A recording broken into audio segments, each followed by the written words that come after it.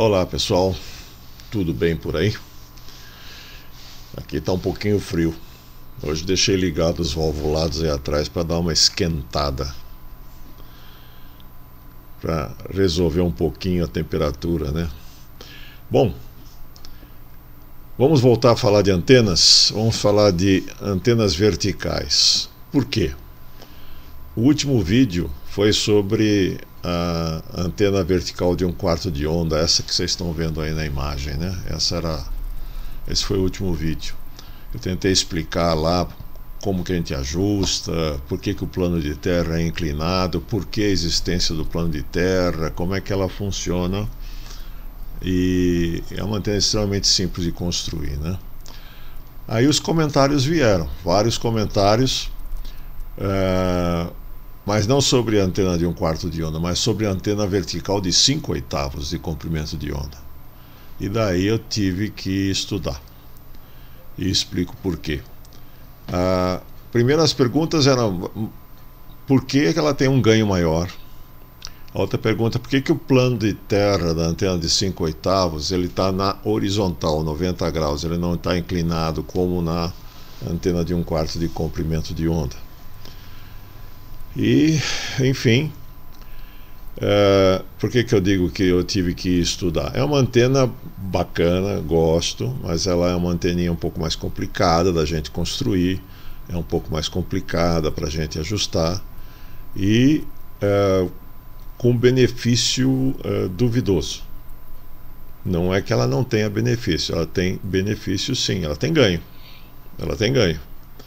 Agora, no frigir dos ovos, nós vamos ver o que ela faz de tão maravilhoso em relação a uma anteninha de 1/4 de onda, que é extremamente simples de construir e de colocar em pé lá no mastro, né? Então hoje nós vamos falar sobre a antena de 5/8 de comprimento de onda. Que maluquice é essa, né? Por que 5/8? Da onde saiu essa fração doida? 5/8, que corresponde a 625 milésimos do comprimento de onda, 0,625. Então, vamos lá. Bom, primeiro, a nossa anteninha de 1/4 de onda, vamos usá-la como referência, né? Se você olhar aí as especificações dos fabricantes que fornecem a antena 1/4 de onda, como essa bonitinha que vocês estão vendo aí, não vou fazer propaganda do fabricante, apesar de que eu gosto muito do produto deles, mas ele especifica a antena com 2,15 dBi de ganho, 2,15 dBs em relação à antena isotrópica, aquela que você não vê, aquela que você não compra, mas que é a nossa antena de referência, a isotrópica. 2,15 dBi é o ganho teórico do dipolo de meia onda sobre a antena isotrópica. E daí esse ganho foi abduzido, foi incorporado na antena de 1/4 de comprimento de onda, dada a simplicidade dela. Dada a simplicidade dela e o fato dela ser praticamente um dipolo de meia onda. Ela não é um dipolo de meia onda. Aqueles que não viram o vídeo, no último vídeo eu mostrei que se você tiver um dipolo de meia onda e cortar ele no meio e colocar um plano de terra infinito no meio do dipolo de meia onda colocado na vertical, primeiro que a impedância dele cai pela metade, de 72 ohms para 36 ohms. E se você se colocar num ponto distante aqui, bem longe do dipolo, medindo o sinal que está chegando aqui, você não vai perceber muita diferença, porque o plano de terra ele se comporta como se fosse um espelho eletromagnético, refletindo então parte do sinal do dipolo que ficou para cima, daquele que ainda existe, né? Ele reflete no plano de terra e atinge também o ponto P distante onde você está, e olhando de lá, eletromagneticamente falando, é como se você estivesse enxergando o dipolo completo. Então isso seria o equivalente a uma vertical de 1/4 de comprimento de onda, que é metade do dipolo, instalada sobre um plano de terra horizontal infinito, a impedância 36 ohms, e ela se comporta como um dipolo, portanto teria um ganho de 2,15 2,15 dBi teórico. Agora, a plano terra, feita como a gente conhece, com plano inclinado aproximadamente a 40 graus para dar os 50 ohms, ela não vai radiar como um dipolo. O dipolo radiaria na horizontal, o dipolo vertical radiaria, teria essa máxima radiação na horizontal. O fato de ter o plano de terra aqui joga essa radiação um pouco mais para cima, então ela tem um ângulo de ataque diferente do dipolo, principalmente se ela estiver em cima de alguns comprimentos de onda acima do chão, que daí o próprio solo reflete esse sinal e levanta o sinal do outro lado.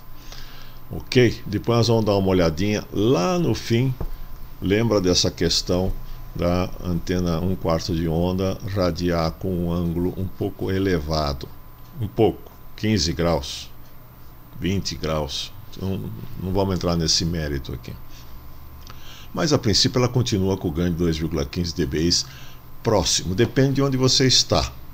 Se você está na horizontal recebendo o sinal de frente, ela está jogando o sinal para cima, não vai dar certo, você vai ter um ganho um pouquinho menor. Mas se você estiver numa condição um pouco mais elevada, você vai receber todo o sinal dela e, portanto, ela vai apresentar esse ganho de 2,15 dBi. Mas nós não estamos aqui para falar de antena vertical de 1/4 de onda, vamos falar da antena de 5/8 de comprimento de onda, vertical de 5/8. Os fabricantes alardeiam um ganho de 5,15 dBi. Está errado aqui, o maiúsculo e o minúsculo eu troquei de lugar, desculpa. O D é minúsculo e o B é maiúsculo para dB. dBi, ganho sobre antena isotrópica. Aí a gente começa a ver as diferenças. Primeiro, o elemento vertical mais comprido, porque ele tem 5/8 de comprimento de onda, 0,625 de comprimento de onda, em vez de 0,25 comprimento de onda, que é 1/4 de comprimento de onda. E ele tem uma bobina aqui na base, uma bobina em série com elemento radiante. O elemento radiante está isolado, obviamente, da base, o conector aqui na base, e tem uma bobina em série com elemento. Daí a gente vai ver por quê, tá? E eu coloquei aqui a 2 vezes 5/8 de comprimento de onda, porque a antena que eu tenho aqui é a antena que eu fiz alguns testes e vou mostrar para vocês o resultado disso depois, tá?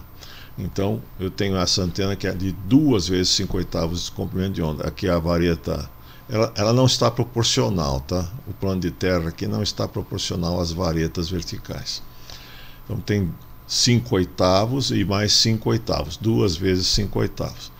Por que eu digo que essa antena é complexa? Porque veja bem, ela tem um circuito de casamento de impedância na base. Isso daqui é um gamma match que a gente usa normalmente nas IAGs, até em dipolos às vezes, né?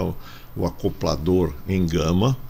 E só que aqui, para ele não ficar comprido e interferindo com o plano de terra, ele está enrolado em torno da base, mas ele é um gamma match convencional que faz o ajuste de impedância na base.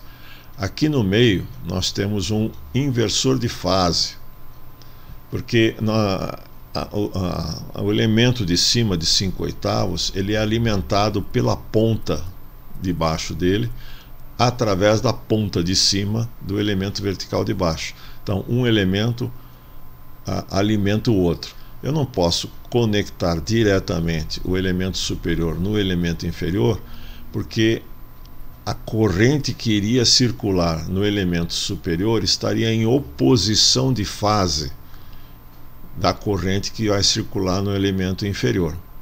Então, uma está com uma corrente num sentido, outra corrente no outro sentido.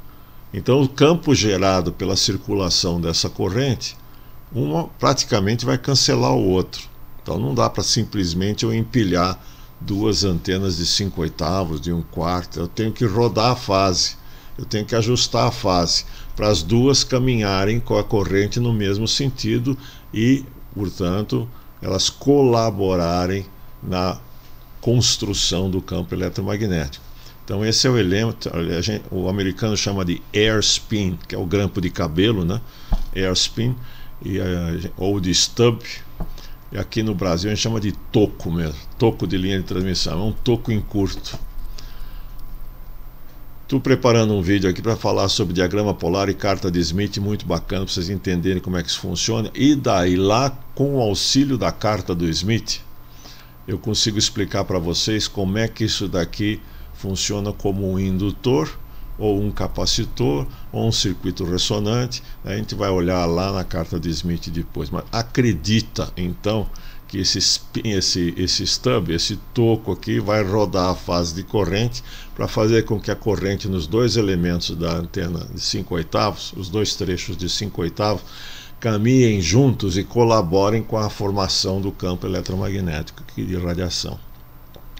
Por que eu falei que é um negócio complicado? Eu levei umas 2h30 para ajustar essa antena. Desmontei, tirei da caixa, montei aqui no quintal, no mastro baixo, que eu podia chegar com a escada, né? Para não ficar muito próximo do chão. Então coloquei um mastro de 4 metros de altura, daí com a escadinha chegava lá para fazer os ajustes. E ele tem 1, 2, 3, 4 pontos de ajuste. A gente ajusta o comprimento do elemento superior, o comprimento do elemento inferior, o comprimento do toco e o gamma match. E daí você coloca o VNA aí que fica brincando com tudo isso aqui, fica ajustando, trazendo na frequência. O fabricante já dá uma tabela. Olha, conforme a frequência que você quer usar, as dimensões iniciais são essas. Então ele já dá uma tabela. E essa tabela é suficiente para você ter uma taxa de onda estacionária bastante aceitável, abaixo de 2/1. A questão é que a gente gosta de brincar com a antena e tem um VNA na mão, e daí você quer tirar aquele suco, né? Quer fazer a antena ficar ideal. E eu consegui, depois de 2h30, eu consegui uma perda de retorno de 45 dB nessa antena, que dá uma taxa de onda estacionária de 1,001. É desprezível na frequência que eu queria. Ficou muito bem ajustadinha, mas tem muito ponto de ajuste. Mas vamos falar da teoria da antena aqui, e depois, uma outra hora, se vocês quiserem mais alguma informação sobre a antena, a gente volta. A partir dos dados do fabricante, que são dados teóricos, a nossa vertical de 1/4 de onda do vídeo passado teria um ganho sobre a antena isotrópica de 2,15 dBi. A de 5/8 de comprimento de onda, 3 dB a mais, 5,15 dB. Está lá na especificação do fabricante. E 2 vezes 5/8, toda vez que você dobra o sistema radiante, dobra a antena, você tem uma antena, agora eu tenho duas. Ajustou direitinho, você ganhou 3 dB. Agora você pega duas, dobra de novo para 4 antenas, você ganhou mais 3 dB. Então cada vez que você dobra o sistema radiante, você ganha 2 vezes a potência, ou 3 dB. Então essa seria a relação. Olhando esses números, com duas casas decimais, 2,15, 5,15, 8,15, é óbvio que isso daí é o ganho teórico. Na prática não dá para você chegar e medir ganhos com duas casas decimais e afirmar que é. É impossível fazer um negócio desse. Outra situação, é muito difícil você criar um ambiente de laboratório adequado para poder medir o ganho em espaço livre, que é o caso aí desses ganhos, se estivesse longe do chão, longe de qualquer outro obstáculo, para poder fazer uma medição de ganho de uma antena. Então, a gente se baseia no teórico, porque são antenas relativamente simples, então elas se aproximam muito bem do cálculo teórico dessas antenas.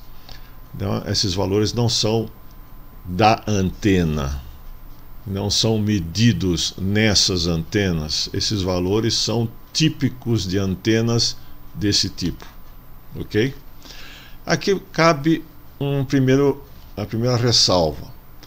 Entre a nossa quartinha de onda, pé de galinha, e 1 vezes 5/8, nós temos 3 dB de diferença. 3 dB de diferença no decímetro equivale a meia unidade S. Cada unidade S corresponde a 3 dB. 6 dB. Cada unidade S, 6 dB. Então, se eu tirei a minha 1/4 de onda e coloquei uma 5/8, onde eu chegava a S7, eu vou chegar a S7,5. Se eu chegava a S8, eu vou chegar a S8,5. Não muito diferente disso. Com 2 vezes 5/8, eu ganho 6 dB sobre o quartinho de onda, ou 3 dB sobre 1 vezes 5/8, porque eu dobrei tamanho da antena, né? Então ganhei uma unidade S. Então saí da nossa anteninha lá de 1/4 de onda e ir para uma antena relativamente complexa de 5/8, 2 vezes 5/8 de comprimento de onda, eu ganhei um S. Ah, mas se você estiver fazendo um DX vai fazer diferença. Se você estiver chegando lá S1, vai chegar S2. Se está chegando S,5, vai chegar S1,5. Mas se vocês procurarem na biblioteca um vídeo mais antigo, eu falo sobre a psicologia do dB e faço algumas comparações interessantes para a gente não ficar, por exemplo, destruindo os nossos radinhos, né? O fabricante coloca lá um controle automático de ganho, um ALC, para controlar a distorção, proteger o estágio de saída e tal e coisa, ele está te entregando 100 watts. Daí você vai lá fuçar e desliga o ALC, pô, consegui 120 watts, você não conseguiu nada. Você está destruindo suas válvulas, destruindo seus transistores, forçando a fonte de alimentação e gerando espúrios na faixa e atrapalhando seus colegas. Mas você não conseguiu nada de sinal a mais na recepção. Então, respeita a potência do seu equipamento. Mas não estamos aqui falar de equipamento, vamos em frente. Vamos em frente aqui. Um cara, bacana esse cara aqui, ó, o Dale Hunt, WB6BYU. Ele tem um site muito legal que eu encontrei, chama practicalantennas.com. Dá uma olhada lá, vocês vão encontrar muitas antenas e muita explicação interessante. O Dale tem lá um artigo que ele fala sobre a história da vertical de 5/8 de onda, que eu trouxe um pedaço aqui para vocês darem uma olhada. Primeiro ele começa falando o seguinte: um dos problemas que frequentemente enfrentamos ao tentar entender antenas é quando uma condição que se aplica a casos muito específicos é generalizada e aceita como fato. E esse é o caso das 5/8 de onda, tá? Em dezembro de 1924, o Ballantine, faz tempo, hein? 24, introduziu a vertical de 5/8 de onda. Sabe como? Ele publicou um artigo intitulado O comprimento de onda de transmissão ótimo para uma antena vertical sobre terra perfeita. Então, primeiro é sobre terra, terra mesmo, chão, não é plano de terra artificial, chão. Então, você fazer uma antena vertical no chão e o terra tem que ser perfeito, ou seja, a condutividade do solo perfeita, não tem perda de condutividade no solo. Então, se isso acontecer, daí ele diz, mais uma, né? O ponto de alimentação da antena tem que ser lá no chão, entre o plano de terra, que é a terra perfeita, e o elemento vertical. Ele está modelando matematicamente essa situação.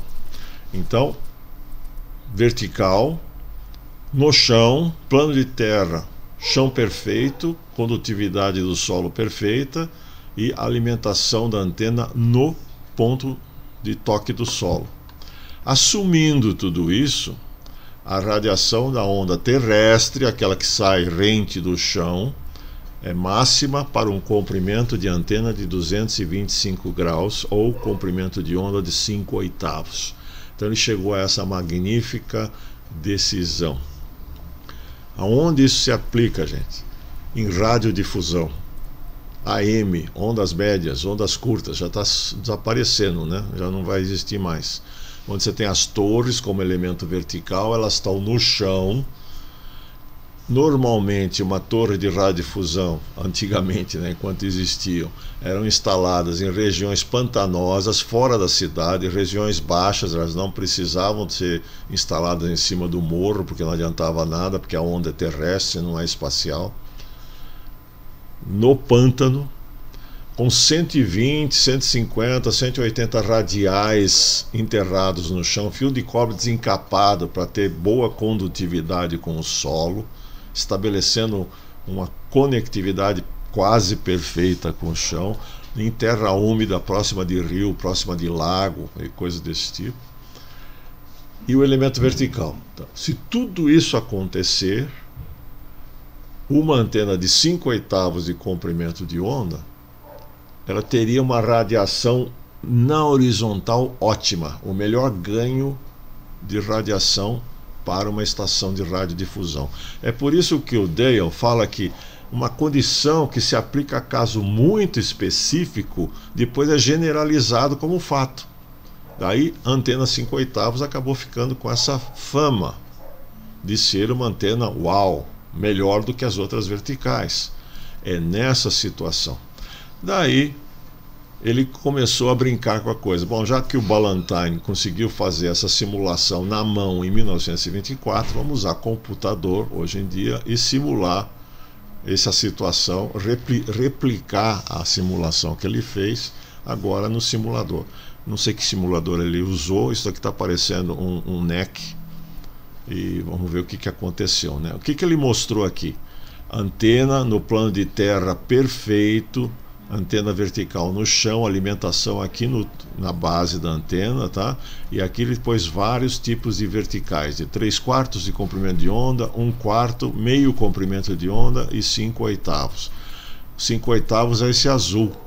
Então dá para perceber que ela tem um ganho de 3 dB, ó, 1, 2, 3 dB sobre a 1/4 de comprimento de onda. Ok? As outras são muito doidas, A nossa 1/4 de comprimento de onda é esse verde. Olha que bonitinho o comportamento dela, muito bem comportado, uniforme e tal e coisa. Tem menos 3 dB na horizontal, tudo bem. Agora, veja que a 5/8 ela radia 3 dB a mais na horizontal, mas ela pega a parte da potência e joga para cima. Tem esses dois lóbulos para cima aqui, da mesma forma como a antena de 3/4 comprimento de onda. Essa é exagerada, né? Ela tem mais radiação nos lóbulos a 45 graus do que nos lóbulos horizontais. Bom, o Dale fez o seguinte: vou colocar um solo não perfeito. Aí colocou um solo com uma resistividade, uma condutividade, né? Próxima do real hoje em dia que a gente tem no solo. Aí a coisa já não fica tão bonita. Olha só, o que era 3 dB agora começou a ficar muito próximo uma antena da outra. E para não alongar muito, ele pegou e fez o seguinte: olha a nossa quartinho de onda daqui, né, a pé de galinha, o dipolo de meia onda e a antena de 5/8. Essas bolinhas aqui são os pontos de alimentação da antena. Ele disse: não, eu não vou colocar os pontos de alimentação no plano de terra, no solo. Eu vou alinhar o topo das antenas, vou fazer com que as antenas tenham a mesma altura máxima. E refez a simulação com o plano de terra elevado da vertical. O dipolo não tem plano de terra, vai ficar assim mesmo, e as 5/8 de onda encostando no chão. Ela foi a referência. Aí ficou tudo igual. Acabou a diferença entre elas. Aí tem, ó, o dipolo vertical azul, 1/4 de onda o verde e as 5/8 o vermelho, mas para os lados, no ganho horizontal dela, ficou tudo igual na simulação, tá? Na simulação ficou tudo igual. Então ele disse: olha, aquela situação que o Ballantine fez lá foi muito específica para a gente ficar trazendo a fama das 5/8 até os dias de hoje. Ela tem ganho? Tem. Eu vou mostrar para vocês que ela tem ganho. Vamos em frente. Aqui ele levantou as antenas, as 3 antenas, o dipolo, a 1/4 de onda e as 5/8, ele levantou do chão, levou para cima da torre, com plano de terra artificial. Aí ficou tudo igual de novo, ó. Ficou tudo muito próximo uma antena da outra, não tem muita diferença as 3 antenas, tá? Ok, vamos falar então do dipolo de 5/8 agora na prática. Como eu fiz lá atrás, para falar do dipolo da vertical de 1/4 de onda, eu comecei simulando um dipolo de meia onda para vocês. Entrei no simulador, esse aqui é o MM-ANA, bacaninho, eu costumo usar, sempre funcionou legal, tá? Então eu fiz lá um dipolo de meia onda, coloquei ele na vertical e depois cortei ele no meio e coloquei o plano de terra. Aqui eu estou fazendo a mesma coisa, só que eu fiz aqui um dipolo de 2 vezes 5/8 de comprimento de onda. Então ele tem 5/8 para a esquerda e 5/8 para a direita. de tal forma que eu possa depois cortar ele no meio, pegar um pedaço e fazer a vertical que a gente quer. Essa é a distribuição de corrente que tem no dipolo de 5/8 de comprimento de onda. Tem um pedaço de senoide e depois um outro pedacinho de senoide aqui, porque ela não é meia onda, né? Meia onda seria 4/8 de comprimento de onda. Então eu tenho meia onda mais 1/8, meia onda mais 1/8. Por isso que tem essa corrente. Uma limitação do simulador é que ele mostra a intensidade da corrente sobre o elemento, mas ele não mostra a polarização da corrente. Então, na prática, o que acontece? Esse nível de corrente senoidal está, por exemplo, positivo aqui. Esse trecho de 1/8 ele está para baixo, tá? Ele está jogando contra. É uma corrente ao contrário desta, tá? Este 1/8 é uma corrente ao contrário desse meio comprimento de onda. Isso causa aquele lóbulo que vocês viram lá, que é esse lóbulo secundário. Então, o lóbulo principal, para um lado e para o outro, é gerado pelo meio comprimento de onda. E esse lóbulo esparramado de lado assim, é justamente o outro 1/8 de comprimento de onda, que está com a polarização de corrente invertida em relação a esse, jogando contra, né? Jogando contra e gerando esse lóbulo lateral. Um dipolo de meia onda, ele só teria um lóbulo principal nos dois sentidos, seria um toroide. Ok, o que eu posso tirar daqui da simulação? Simulei em 146 MHz, tá? Que 5/8 de comprimento de onda dipolo em 146 MHz tem uma impedância de 120 ohms com uma parte reativa negativa de 512 ohms. Isso é um capacitor, né?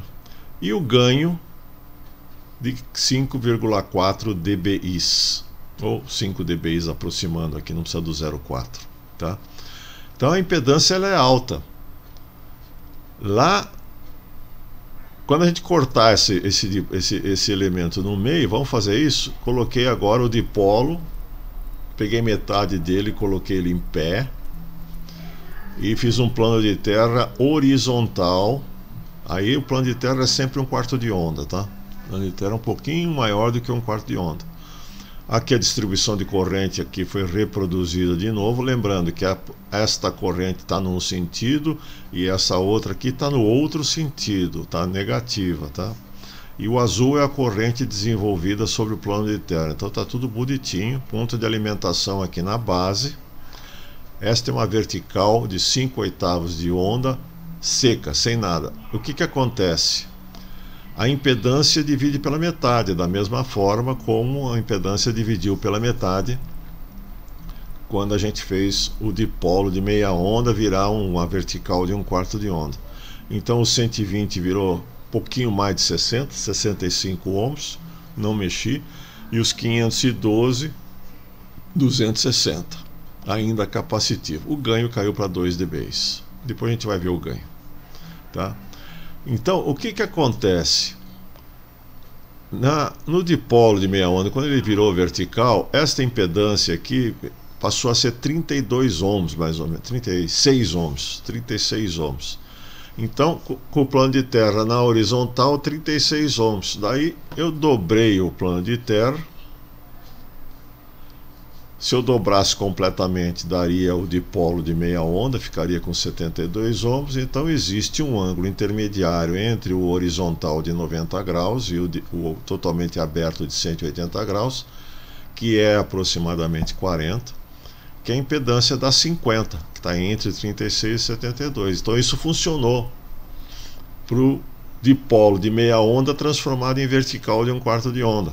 Eu tinha essa situação. Aqui não. Quando eu faço essa simulação com o plano de terra na horizontal, ele já dá uma impedância maior do que 50 ohms, 65. Então não adianta eu dobrar esse plano de terra, que eu vou só aumentar a impedância e me afastar cada vez mais dos 50 ohms. Então o plano de terra, na melhor situação, tem que ser o 90 graus horizontal. Por isso que as antenas de 5/8 de comprimento de onda têm seu plano de terra na horizontal, com mais ou menos 60 ohms de impedância, não 50. Aqui, o que aconteceu? A antena, a vareta dela, né, o elemento vertical dela, ele se apresenta com uma reatância capacitiva de 260 ohms. Eu quero eliminar essa capacitância aqui para ficar só com a parte resistiva. Porque na impedância de uma antena, a impedância Z de uma antena, tem a parte real, a parte resistiva, e a parte imaginária, que é a parte reativa. A parte reativa não radia nada, ela só acumula energia no que a gente chama de campo reativo em torno da antena. Ela não é responsável pela radiação. Então isso aqui, para mim, só atrapalha a impedância, causa onda estacionária e não coopera para mim. Então eu quero eliminar a parte reativa, eu quero ficar só com a parte resistiva e quero que ela seja o mais próximo possível de 50 ohms, que é a impedância do meu cabo, tá? Às vezes não dá. Então, o que eu fiz? Coloquei o MMAna, permite que a gente coloque elementos na antena, um indutor, um capacitor, um resistor. Você pode, em algum ponto da antena, introduzir uma bobina, um capacitor ou um circuito ressonante, aquilo que você bem entender, você vai lá e coloca. Então eu coloquei uma bobina na base, um indutor, com uma reatância invertida de mais J260 ohms. Nós tínhamos uma capacitância de menos J260, então coloquei uma bobina na base de mais J260. A parte reativa sumiu, a impedância baixou para a parte resistiva só, 60 ohms, 60 e poucos ohms, e a corrente então multiplicou. Então aqui eu fiz duas simulações sem a bobina e com a bobina na base. Então a antena ficou praticamente casada. Por isso que a antena de 5/8 tem aquela bobina na base, porque o elemento de 5/8 ele se apresenta com uma capacitância muito alta que você tem que cancelar colocando uma bobina na base para sintonizar a capacitância dele. Eu achei, agora saindo um pouquinho do assunto, indo para uma implementação prática, achei interessante essa forma de ver a coisa. Essa é uma antena 5/8, como a que eu mostrei para vocês agora. Um elemento o radiador, né, o irradiante, elemento radiante, que vai apresentar uma capacitância de 260 ohms mais ou menos. O indutor em série, que eu coloquei lá e que vocês já viram na antena de 5/8, tem aquela bobina na base. Esse é o jeito convencional. O Bauer W9WQ, nessa publicação da QST, que eu não consegui descobrir qual ano, porque só apareceu o artigo, ele mostrou uma proposta alternativa e mostrou uma alternativa dele em cima dessa proposta. De novo, né, é usar o stub, é uma linha em curto-circuito aqui, alimentar essa linha em curto-circuito por dentro do tubo radiante, de tal forma que esta linha aqui se apresente como uma indutância necessária para sintonizar a capacitância do elemento. Então aguardem, carta de Smith, diagrama polar, reatâncias.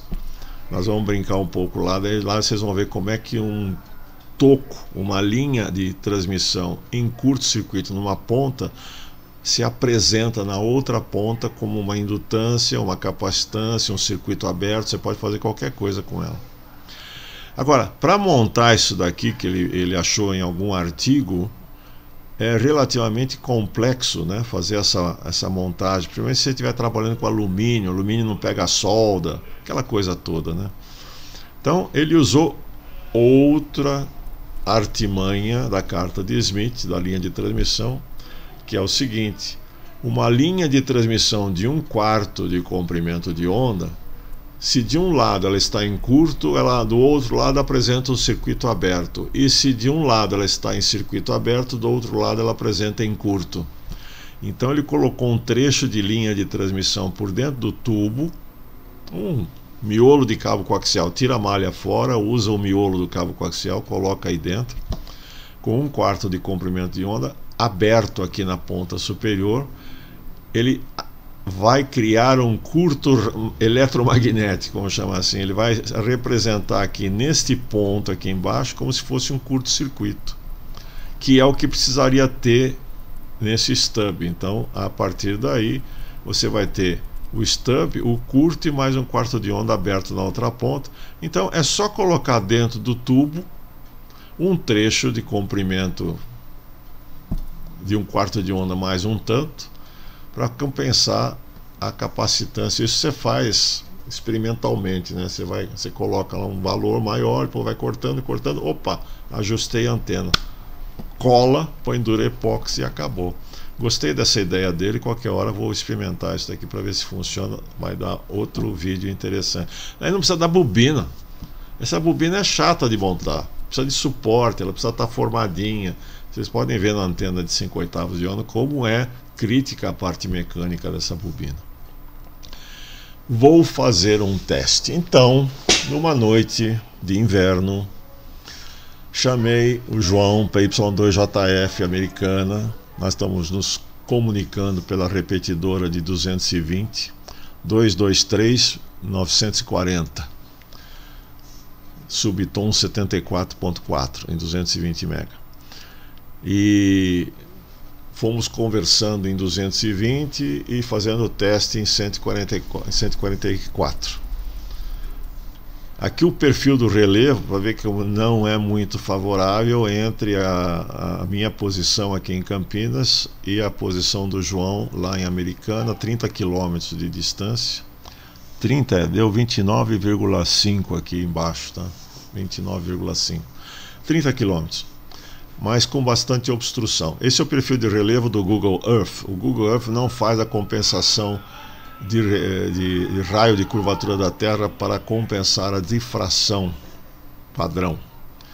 Quando a gente vai fazer cálculo de propagação em difração, em VHF ou HF, a gente tem que desentortar o raio da Terra, porque o sinal não anda em linha reta na horizontal, ele vai difratando por causa da variação de índice de refração da atmosfera. Então a gente pega o raio da Terra e multiplica por 4/3, aumenta ela um pouco para poder fazer isso. Então o Google Earth não faz isso. Então aqui foi só para mostrar o relevo como ele é. Tem vários obstáculos no caminho. Aí medimos o sinal. Colocou lá o analisador de espectro dele lá na antena em 144.570 e eu coloquei a transmissão usando a 2 vezes 5/8. Não é 1 vez 5/8, 2 vezes 5/8. E medimos o sinal, menos 86,3 dBm. Daí, ok, vamos para quartinho de onda. Elas estão mais ou menos na mesma altura. Os canos estão separados, os mastros estão separados aqui de 10 metros um do outro, mas a altura das duas é praticamente a mesma. Então eu vou considerar como se fosse igual. Isso aqui alguém transmitiu uma repetidora, alguma coisa lá um pouco mais para cima, mas daí o sinal com a quarto de onda caiu para menos 90,84. Feitos esses testes, a gente pode verificar os sinais. Então, sinal transmitido a partir da 1/4 de onda, menos 90,8 dBm. Sinal a partir da, aqui está errado, 2 vezes 5/8. Eu vou corrigir depois. 2 vezes 5/8. Aqui é o Ctrl+C, Ctrl+V, não funcionou. Menos 86,3 dBm. A diferença então entre uma antena e outra é de 4,5 dBs. Ou seja, a antena 2 vezes 5/8 deu 4,5 dBs a maior do que a anteninha de 1/4 de onda. Não deu nenhum S, tá? Nos nossos cálculos teóricos lá atrás era para ir de 2,15 para 8,15, dando 6 dBs de ganho. 6 dBs daria um S. Aqui eu consegui 4,5 dBs. Por que será, né? 4,5 dBs. Então a diferença entre 1 5/8 e 2, se você considerar que a diferença entre uma 5/8 para duas 5/8, teoricamente, é uma diferença de 3 dB, porque você dobrou o sistema radiante.